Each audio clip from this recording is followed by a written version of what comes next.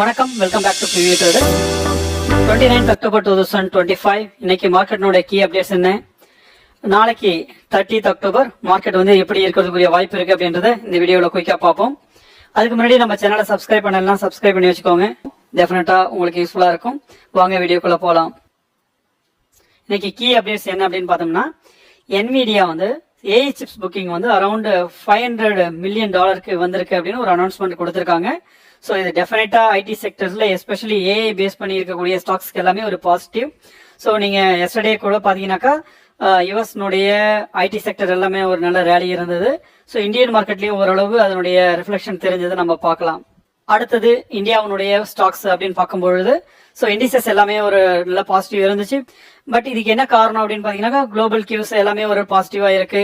அது மாதிரி எஸ்பெஷலி இன்னைக்கு எனர்ஜி அண்ட் மெட்டல் ஸ்டாக்ஸ்லாம் வந்து நல்லா பெர்ஃபார்மன்ஸ் பண்ணிருக்கு. யுஎஸ் அல்லது குளோபல் கியூ அப்படின்னு பாத்தீங்கன்னாக்கா S&P 500, NASDAQ எல்லாமே வந்து ரெக்கார்ட் ஹைல இருக்கு.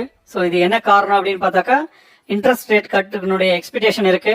ஸோ அது மாதிரி வந்து ஐடி செக்டர்ஸ் எல்லாமே ஒரு நல்ல மூமெண்டம் மேல கொடுக்குது. காரணம் வந்து NVIDIAவுடைய அனௌன்ஸ்மெண்ட்.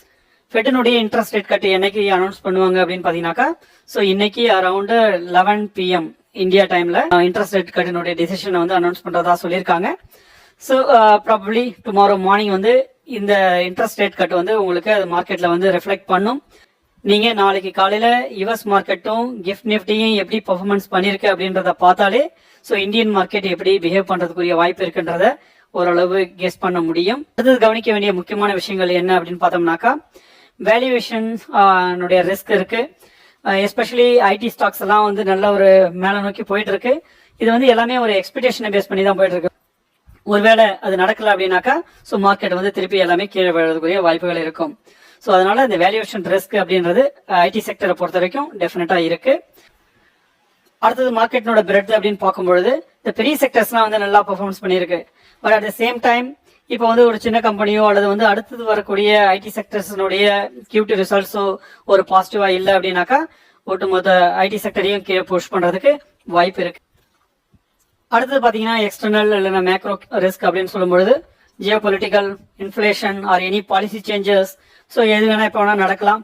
ஸோ அப்படி ஒரு வேளை நடந்ததுன்னா டெஃபினட்டா வந்து மார்க்கெட் வந்து கீழே விழுறதுக்கும் வாய்ப்பு இருக்கும்.